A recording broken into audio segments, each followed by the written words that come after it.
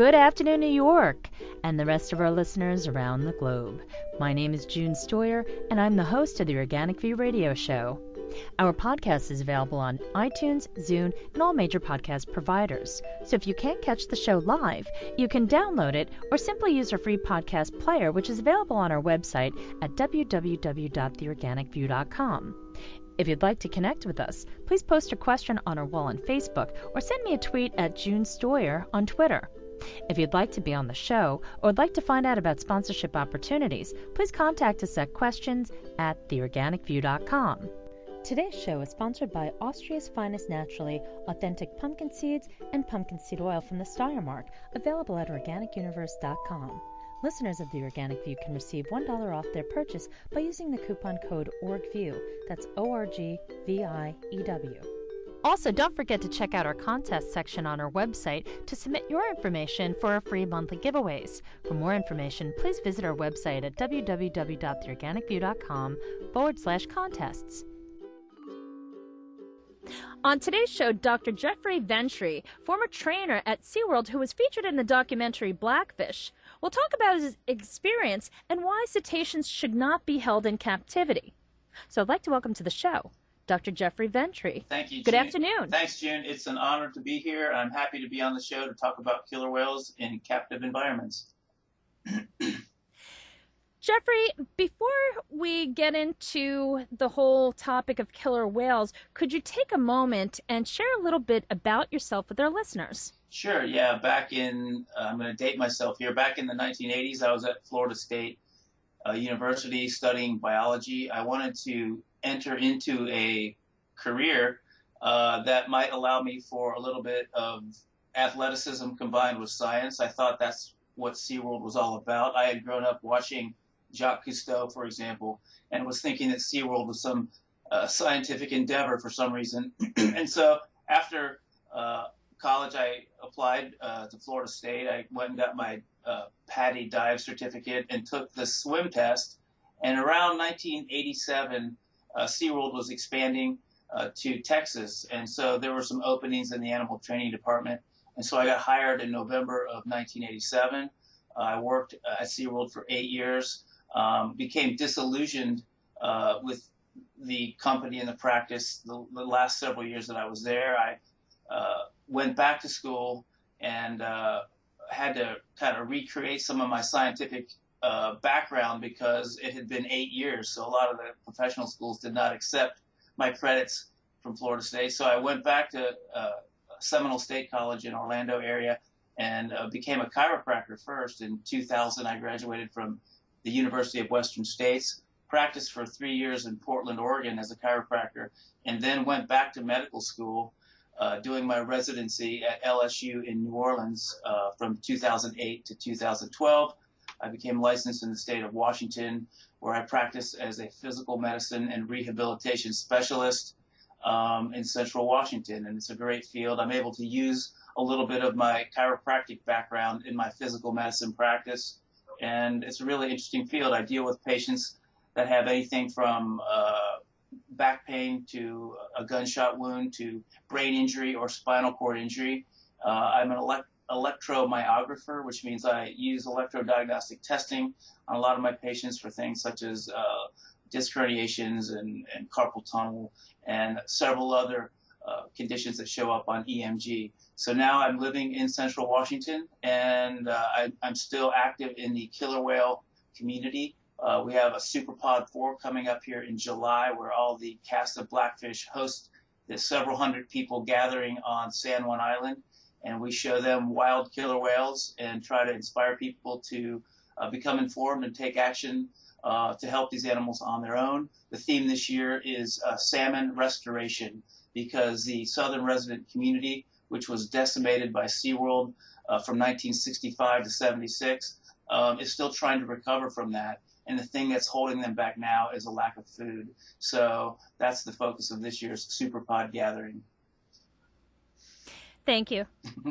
Jeffrey, could you share with our listeners your first experience at Seaworld, or for that matter, any marine park?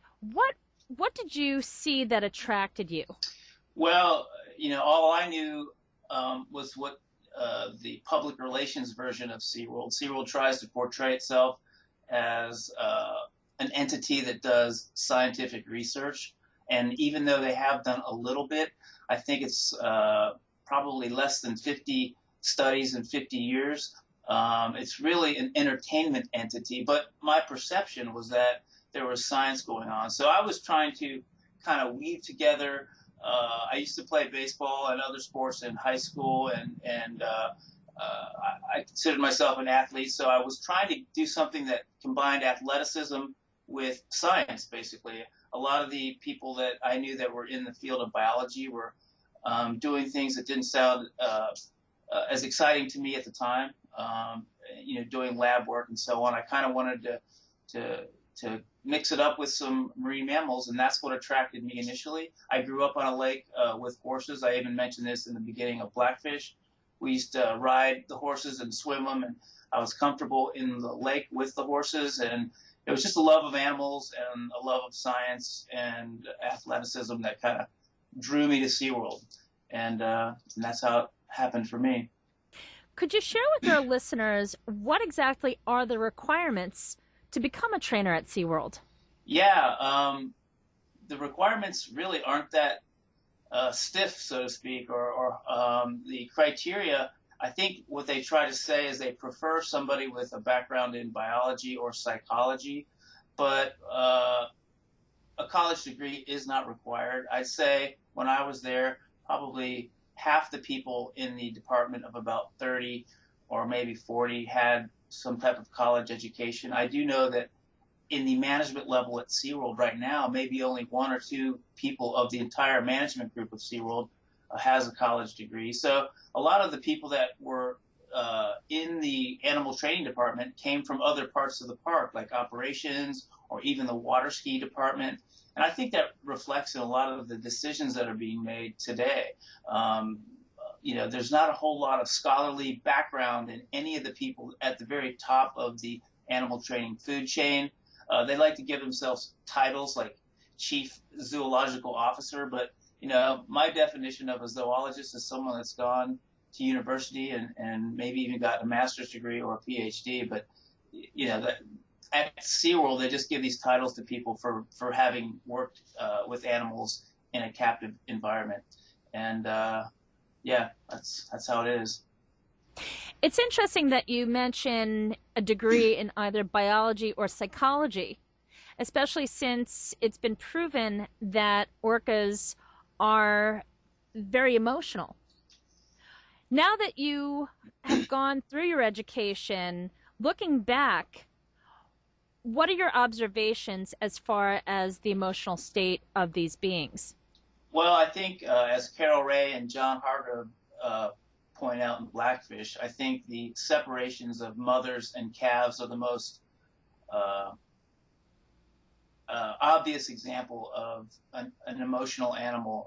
Carol points out in the movie when Kalina was taken from Katina, the original baby Shama was removed from Katina. It was a heart-wrenching time. Katina was just in the corner of the pool, shaking, according to Carol, who was on night watch that night. And I've seen other separations occur, and it is always like that motherly instinct that comes out, and you can just see the grief, manifest in these animals by their screeching vocalizations that they make. I mean, it literally sounds like someone crying, both coming from the calf and the mother. And that, to me, is the most profound example of the emotional lives, because it's hard to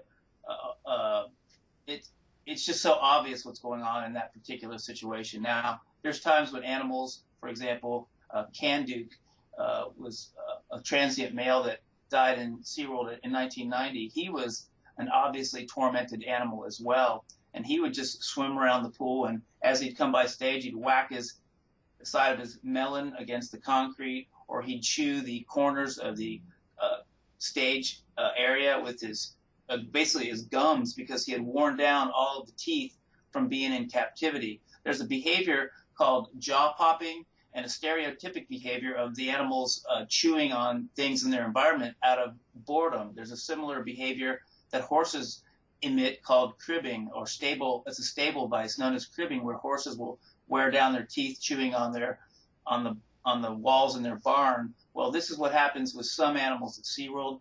Kanduke was an obviously tormented animal who showed his frustration by biting things and slamming his head against the pool walls. And there is a precedent for that. I think Hugo, who was the male that was with Lolita for a few years at the Miami Seaquarium, apparently died of an aneurysm in his brain from banging his melon against his pool structure at the Miami Seaquarium. So he only lived a few years down there. It just reminds me of like King Kong, banging on the side of his enclosure to try to escape. And so the examples of mother-calf separations and frustrations in the males are the first things that come to my mind when you talk about the display of frustration or emotion or grief. Jeffrey, as a healer, you deal with the stress that human beings deal with on a day-to-day basis. Since you have such vast experience in the healing process of these individuals that are coming to you seeking help, when it comes to these cetaceans that are under this extreme stress, how do they deal with stress? Well, one of them is just the thing that I just mentioned, just neurotic behaviors. You'll see animals swimming in patterns.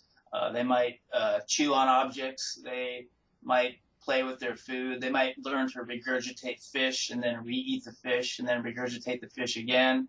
I've seen animals use regurgitation of their food to attract seagulls, and there are videos on YouTube.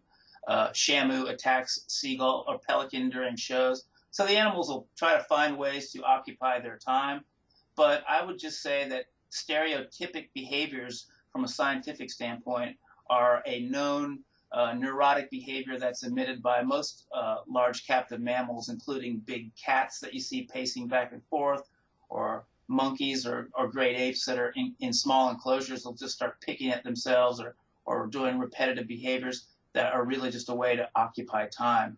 I mean, I can't imagine what it's like for Lolita swimming in her undersized pool at the Miami Seaquarium over and over and over for 45 years, especially when she's built to swim, up to or over 100 miles a day. Her family's alive. It just must be very stressful.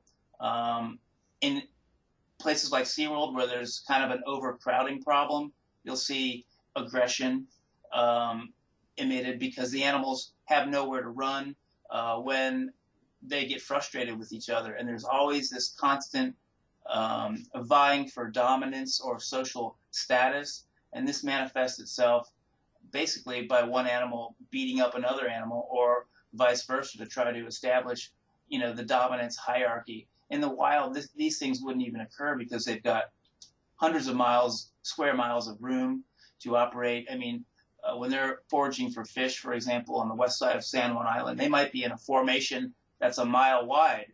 At SeaWorld, I think they just, have a bathtub-sized volume of water, relatively speaking, to live in, and they're constantly swimming in circles, and you see that manifested as collapsed dorsal fins. One of the reasons for the dorsal fin collapse is because of that asymmetric swimming pattern, pushing on the dorsal fins in one direction predominantly, combined with the weakening of their collagen from the heat from the sun, and them being at the surface of the water, most of their lives, where in the wild they'd spend 90% of their time below the water. They just don't have enough of a water column at SeaWorld to really stay beneath the surface for any significant amounts of time. So there's a lot of manifestations of neurotic behavior, of frustration, and of deconditioning from not having enough room.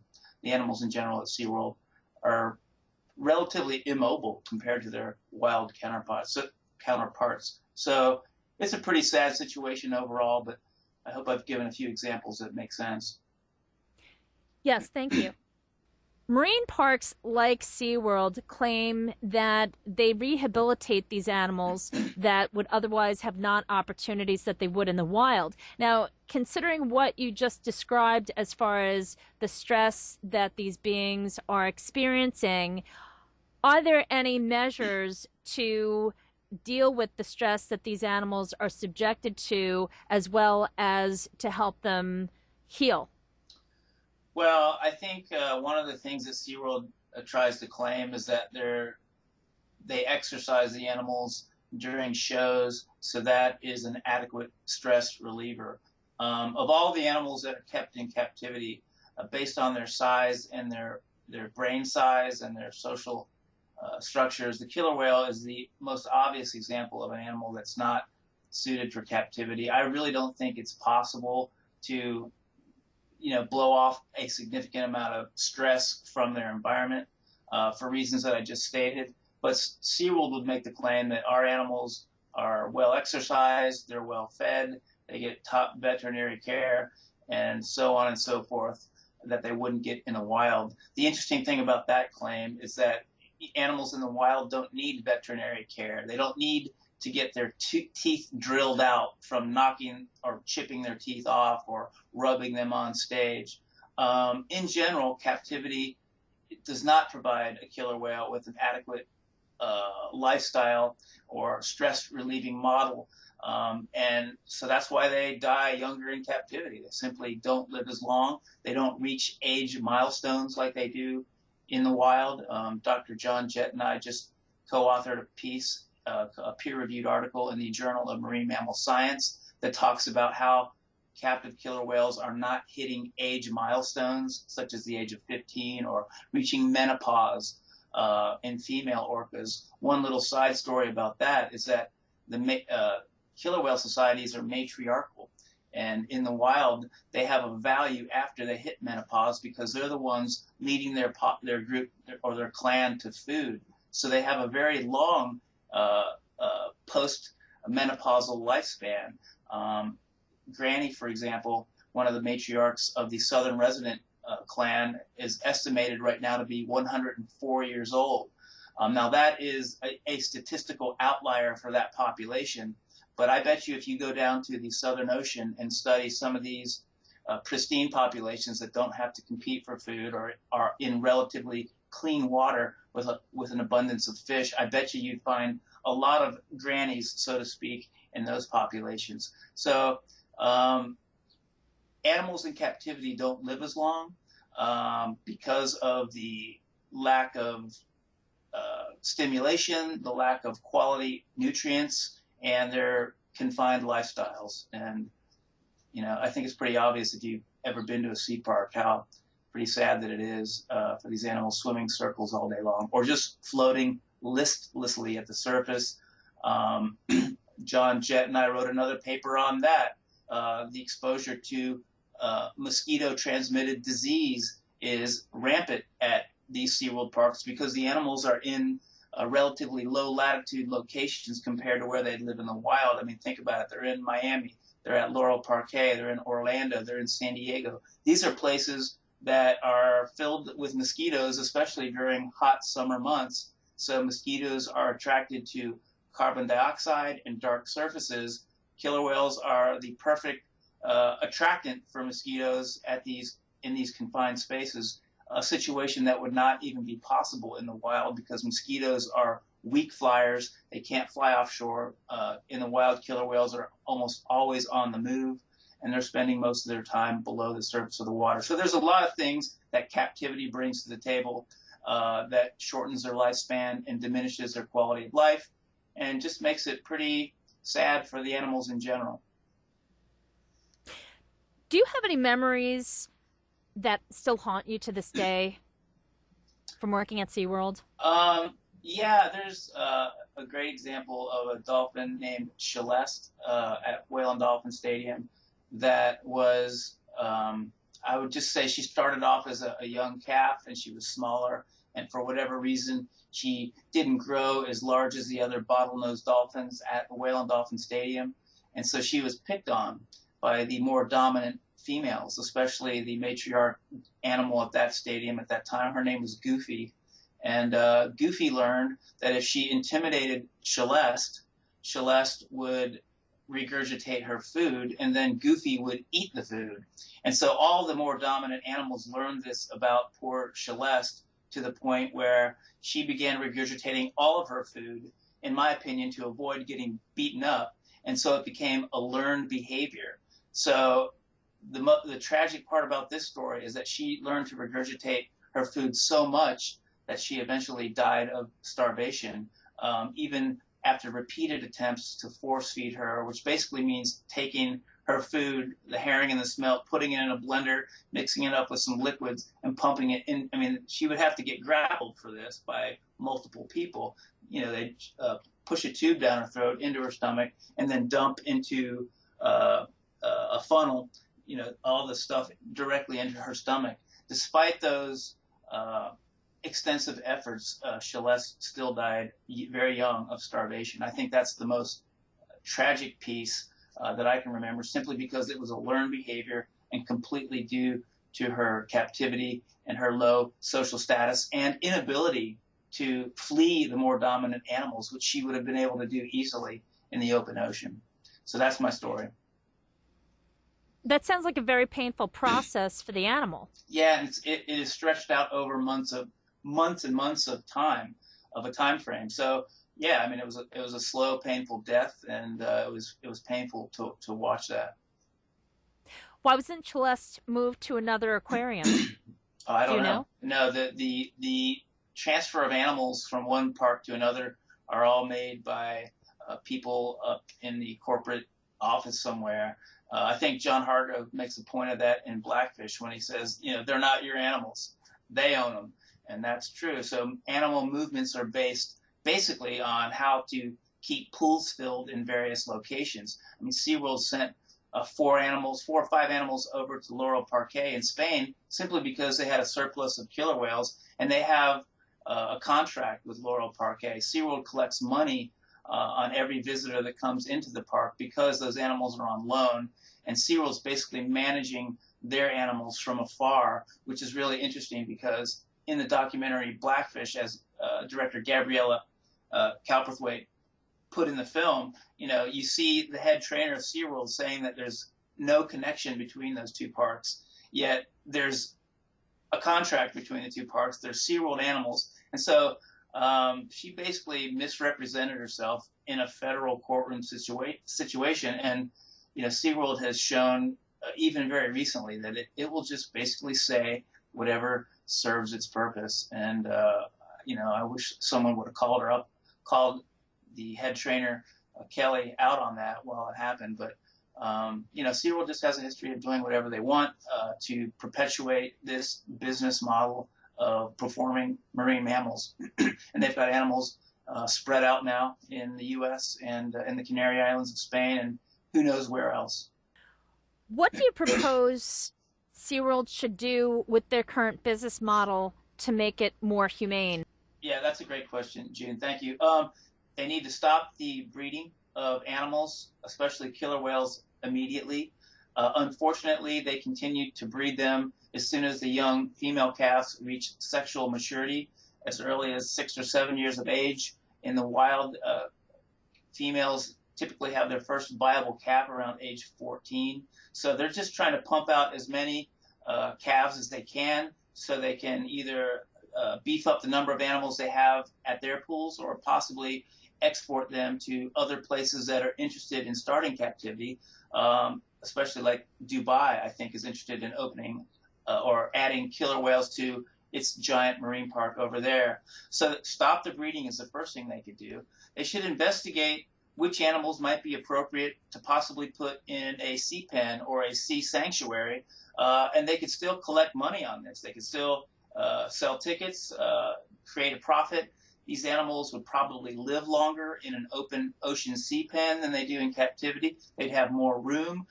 There's places proposed in the San Juan Islands.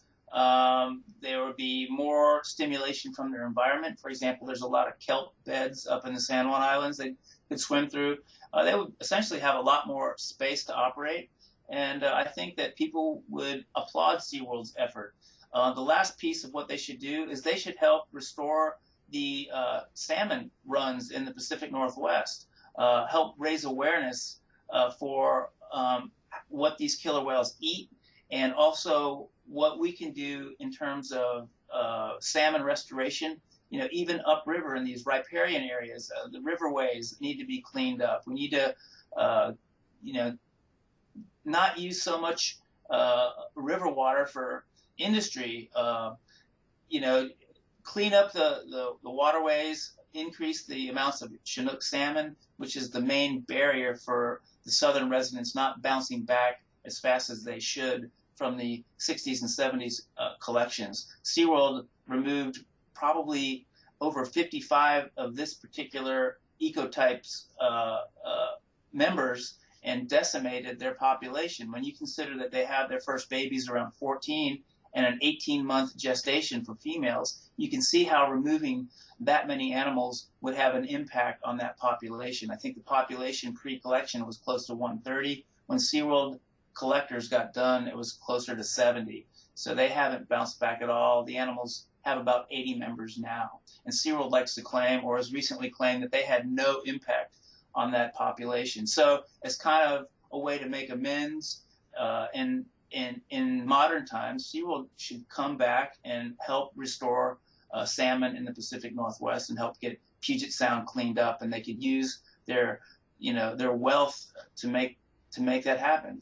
Save the whales. They could restart a Save the Whales campaign brought to you by Seaworld and actually be somewhat heroic. So stop the breeding and salmon restoration. They could do more science, and they could investigate sea pens. Those are my recommendations for Seaworld. From a scientific perspective, if we lose the whales, what will happen to our species? Saving the whales sounds cliche. That's a phrase that's been around a long time, but it's getting to the point we're at so many tipping points ecologically where saving the whales literally means saving ourselves. And what I mean by that is we've lost 40 to 50% of the ocean's phytoplankton, which is the very base of the food chain. The fisheries are super stressed out. We've wiped out 40 or 50% of all terrestrial animals in the last 40 years. A lot of these regional ecosystems are under a lot of stress. So saving the whales actually means just restoring nature to the way that it needs to be. And that means stop the overfishing, stop the industry that's dumping chemicals into our waterways, into our riverways, allow some of these ecosystems to bounce back, allow these food chains to rebuild themselves. And, I'm fearful that we've already hit some tipping points we're over 400 parts per million CO2 in the atmosphere. I can tell you, I live in central Washington. The weather here has changed in the 12 years I've been familiar with this area. And in the Pacific Northwest, we got no snowfall essentially this winter here. I know it was opposite in New York and the Midwest, but the climate is definitely probably the biggest driver of climate change, and I would say deforestation, overfishing. To get back to the original point, basically, we've got to do a lot of work in a lot of different areas to restore the biosphere to one that's more healthy. I basically think that there's probably too many humans on the planet just consuming, all the resources, and that's being amplified by, capitalism and just, the harvestation of forests, the overfishing of the seas, the digging up of coal, putting carbon into the atmosphere, which is leading to carbonic acid, which is what's driving the pH to become more acidic in the ocean. So there's a lot of things that we have to do, and I just hope it's not too late. And your show and other people that are in tune with changes that need to occur are much appreciated in the growing awareness that I do believe is now occurring. So thank you. Thank you, Jeffrey. What are your thoughts on Seaworld's efforts to show the public that they truly do care about their animals? Well, Seaworld's efforts are a direct response to the damage caused by Blackfish. And when I say damage, Blackfish, simply raised awareness for what a life in captivity is for killer whales. And I think at this point, it's become a movement. I know that a lot of people still need to see Blackfish, but I know also that about 150 million people have, and it's hurt SeaWorld's bottom line, basically. I think their stock at its highest point was trading at $38 per share, and then after the Blackfish effect impacted the park, it went down to, like, for a while it was below 20, like $17 a share. So it created a massive impact to SeaWorld's bottom line. So SeaWorld's efforts now are basically a public relations and marketing ploy to basically convince people that what was depicted in Blackfish wasn't true. And I think the Ask SeaWorld campaign has failed miserably, has backfired, because now everyone's asking SeaWorld pertinent questions that SeaWorld isn't comfortable answering. So they've labeled everybody as radical activists and bots and crazy people. And, SeaWorld tries to blame everything on PETA, and PETA had nothing at all to do with Blackfish. So they always try to, and I'm not making a statement of my own about PETA. I'm just saying they try to use these terms like crazy radical activist, and it's all PETA, and it's not. It's thoughtful, concerned humans that are simply more educated than they were, in large part thanks to Blackfish, which tends to be what Sam Berg has referred to as a gateway drug for other activism. People see Blackfish, they become concerned, and they learn about other things like ocean acidification or overfishing, and so on and so forth. So SeaWorld's campaign now is to battle this growing awareness in the public domain, and people are not attending SeaWorld as much as they once did. So this is a reactive set of behaviors coming from a big corporation that's struggling financially, and it's pretty transparent as far as I can tell. People can see right through it. They've got this Ask SeaWorld.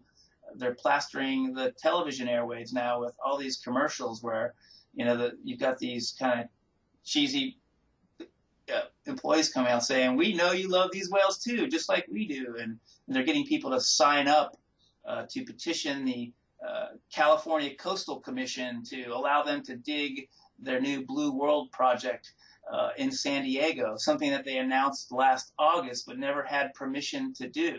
So they made this kind of premature promise to its fans to dig deeper pools, basically because of Blackfish, but they didn't even have the legal permits to do that. So now they're kind of saying, sign up to help SeaWorld dig our pools, and sign up to be on SeaWorld's truth team to kind of beat back the voices that are coming from regular people like you and me.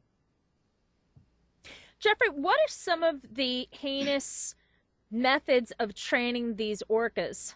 I just wrote a blog at Voice of the Orcas blog just about a month ago called Food Deprivation at SeaWorld. Now, SeaWorld is famous recently for saying we never hold back food from our animals, and that's simply a fabrication. It's a common practice. Some of the things that we had to do with the animals, like the pulpotomy procedure, which is basically a root canal procedure with the animals, were pretty brutal procedures. I mean, literally, you go in there with a power drill and you core out the animal's teeth because of the same reasons I told you about earlier about them breaking their teeth off. The pulp of our tooth, all the mammal's tooth and the killer whale's tooth, is soft tissue. So when they knock off the enamel, that soft tissue becomes infected. So the vets go in there and they bore out the pulp. That's why it's called a pulpotomy, because you're removing that soft tissue. And so for the rest of that animal's life, it has to have drilled teeth and irrigated teeth. Back in my day, we would take a mixture of saline and betadine and use a water pick. I don't know if it's the same solution these days, but they use an antiseptic and they take a metal catheter and they go down into the core of the teeth, and then they upwell all the impacted fish guts and fish roe that gets impacted in those teeth. But the procedure to drill out the teeth, I would say, is one of the more brutal things that happens at SeaWorld. And the animals are deprived food, so they'll sit up on deck with their mouth open and allow a vet to use a Dremel tool, essentially, to flatten the broken tooth and then also core out the pulp of the tooth for the pulpotomy procedure. So I would say that takes the cake. Doing dental work on captive killer whales, oftentimes with no anesthetic. And if they did use anesthetic, they might have used a local Novocaine or lidocaine in the animal's gum, but that was pretty brutal. And food deprivation is used to accomplish that. Also, food deprivation is used to separate mothers from calves to get them transported to other facilities. So I would say food deprivation, which is a common practice, is the most unethical and thing that they did, because then it allowed them to perform other procedures like the pulpotomies, which is probably quite painful. And most of the adult animals at Seaworld have horrible teeth problems. And it's a big kind of secretive industry practice that Seaworld doesn't like to talk about, because it is kind of shocking. If you've ever had any dental work done, you know that it can be quite painful. Did you ever witness the process of raking? Yeah, all the time. Dr. John Jett had a term for it, the aftermath of raking. He would say that he called it skywriting, because when one animal would rake, if it was a deep enough rake, would rip blood vessels in the animals, close to the surface, and it would create a cloud of blood that when the animal swam around the pool, it looked like a plane, skywriting, except it was blood. And an animal, Winnie, for example, was picked upon. She was raked quite frequently by the other females in the environment. And, she would have to be put in the back pool because, she would be, you'd see clouds of blood coming off her flanks. And, of course, that wasn't something that the public would, approve of. So situations like that happen with many animals. Canduke was raked. Tillicum's been raked like that. Usually the recipients of the rakes are the subdominant animals that are basically getting picked on by the more dominant animals. There was one situation where Katina was she was the matriarch, was basically picking on Gudrun, another female who had came from the Dolphinarium Harderwijk in the Netherlands. Gudrun was a subdominant animal that Tina would beat on from time to time. And one time Gudrun, tried to bite her back, and she tried to bite her around the peduncle area, which is where they're, approaching their tail. It's a very muscular area. And apparently, I didn't witness this firsthand. I only saw the aftermath. Katina fluked really hard, maybe because she felt the bite coming on, and either the up or down motion, it must have been the downward motion, drove two of Gudrun's teeth into the jaw, like forced it down into the jaw, and they had to. And she began, according to one eyewitness, vomiting this green fluid. They had to isolate her in a med pool, drop in the gates, let the water out, and it was emergency. It was an emergent situation. So they brought the animal care people over, and they must have had a dozen people on top of Gudrun holding her down and prying her mouth open so they could use a wrench to pull out those two impacted teeth. So that was, that's a horrific example of something that is just, horrible. And, Gudrun had two teeth driven down, and from an earlier accident in captivity, where she had a slightly broken jaw, she couldn't even close her mouth all the way shut. She would just swim around the pool with her mouth slightly open until she died in February, I think, of 1996 from complications from a stillborn birth. And, there's story after story. I think John Hargrove talks a lot about similar stories in his book, Beneath the Surface. And for people that are interested in learning the truth about what goes on behind the Iron Curtain, so to speak, that might be a good book to read. Death at Seaworld has a lot of it in there as well.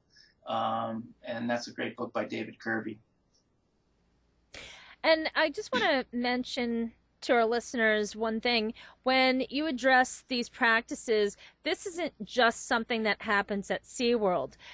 These are practices that occur at marine parks. It's a standard practice. Yeah. Correct? Yeah. Like, for example, SeaWorld is the industry leader So Seaworld's the one that is exporting its technology to other parks. I mean, Seaworld's collecting sperm from Shemenk, the Argentinian captive killer whale. They're, cryopreserving Tilikum's sperm to export it to other places. I'm not sure what type of involvement Seaworld has with these new Russian captured orcas, but time will tell. So Seaworld is the industry leader. They're the elephant in the room, and they're famous for touting best industry standards. The problem is that there's no standard good enough to keep killer whales in captivity. But yes, Seaworld is the role model that everyone else patterns their policies from, and that's quite shocking if you think about it. It certainly is. One last question. Jeffrey, is there any legislation in the works to prevent future orcas from being taken into captivity? Well, I know that Ontario, in Canada, the province just banned the import of killer whales. There's still Kiska at Marineland, so she's kind of trapped there. There's been legislation proposed in both California and Washington State that AB 2140 in California was a bill proposed to eliminate these circus-style shows at SeaWorld at California, and that bill was tabled based on SeaWorld's lobby efforts. I mean, SeaWorld's paid off a ton of politicians in San Diego, in California, and at the federal level as well. There was two bills, one in the House and one in the Senate, proposed in the state of Washington. SeaWorld brought their lobby teams up and got people. What they do is they find a key person on a committee that can table a vote, and they just use procedural methods to keep these bills from passing, even though a majority of Americans do not approve of captivity for killer whales. Only 20-something, this is based on real scientific polling data published in May of 2014, only 20-something% of people in the U.S. approve of killer whales in captivity. 50% oppose, and another 20-something% are unsure. So a majority of Americans do not favor having killer whales in captive environments, but SeaWorld, using its corporate influence and its power and its money, has been able thus far to postpone or table attempts to do that. So that's kind of where we're at. I think what it's going to take to get real action done, there's still a lot of people that want to get things done on a legislative level, which is what needs to happen. It's just going to have to be an overwhelming majority, and I think there's going to have to be a sustained boycott of circus-style shows for marine mammals to make it happen. And at that point, I think SeaWorld's probably going to take its business model to parts of the world that have even less protections for animals than here in the United States.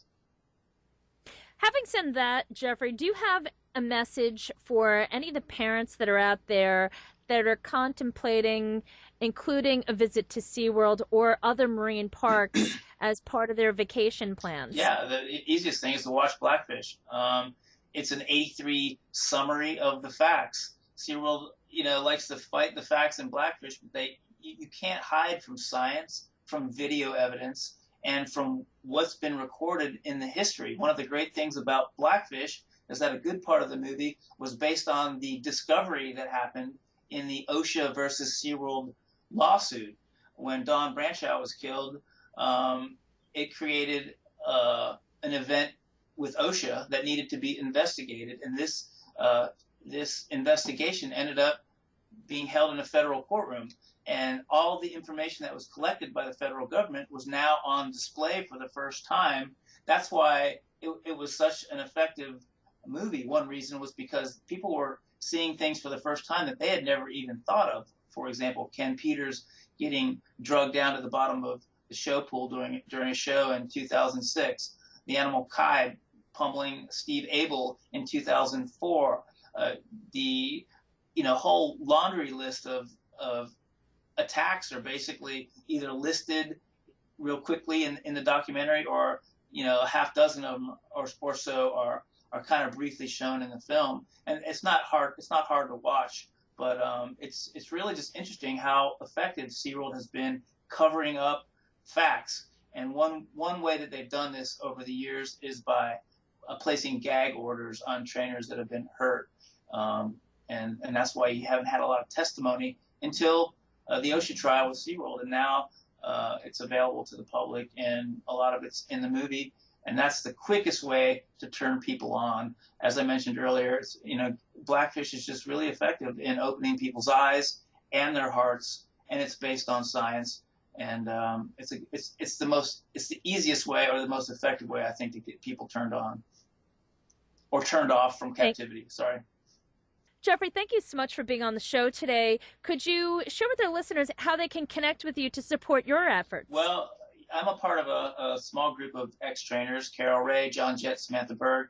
We formed a group called Voice of the Orcas.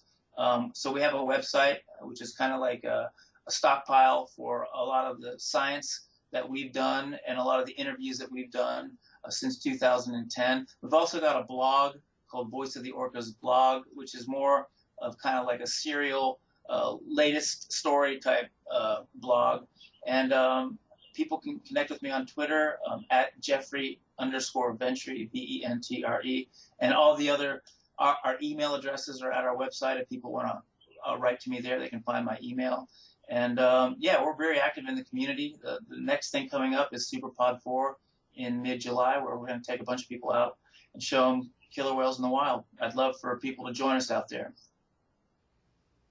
Thank you so much. Well, it really has been amazing talking to you. Thanks. Hearing directly from you, your experiences, and hopefully connecting with our listeners as far as what exactly has happened at SeaWorld and other marine parks, and why having these beings held in captivity is something that needs to stop. Yeah, it definitely needs to stop. I think we're moving in the right direction. SeaWorld's using its power and its influence to delay the inevitable. They're going to milk this for as long as they can. It's been a very profitable business model for them over the last 50 years. And so they're going to fight tooth and nail to perpetuate this until we demand that it ends. I hope people that are watching the show will become more informed and take action themselves. Thank you. And I certainly hope that, folks, you do just as Jeffrey suggested. Thank you so much for tuning in. And folks, once again, if you have not seen Blackfish, please do so. I do believe you can find it on Netflix, and even if you just Google it, if you go to blackfish.com, you should be able to pull up the film and purchase it. It's such an important documentary. If we don't take action now, we may not have that opportunity in the near future. Once again, thank you, Jeffrey. And folks, thank you for tuning in. This has been June Stoyer with the Organic View Radio Show. Please check out the companion article, which will be available on our website. Have a great day, folks. Bye, June.